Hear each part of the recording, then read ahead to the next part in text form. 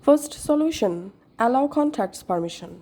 Go to your iPhone settings, search for WhatsApp, open WhatsApp in your iPhone settings, tap on contacts.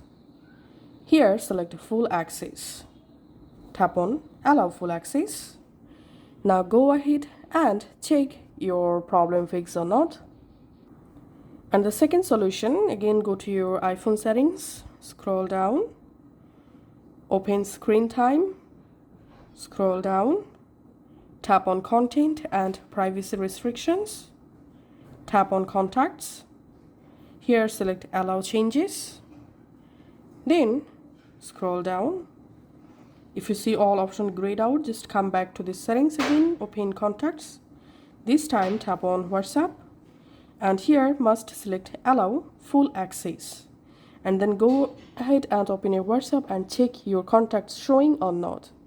And the third solution is go to your iPhone settings, tap on your name, tap on iCloud, tap on see all next to save to iCloud. In here you have to scroll down and find out contacts. So make sure this contacts option is turned on.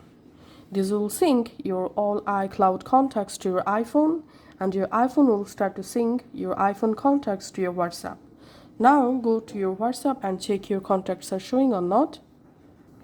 And the fourth solution is refresh contacts in your WhatsApp app. So go to your WhatsApp, then tap this new message option. In here, pull down to refresh contacts, and then check your contacts are showing or not. And the last and final solution is uninstall your current WhatsApp app. Once it's successfully uninstalled, go to your App Store and reinstall the WhatsApp app. If any of the solutions fix your problem, please make sure to subscribe to this channel.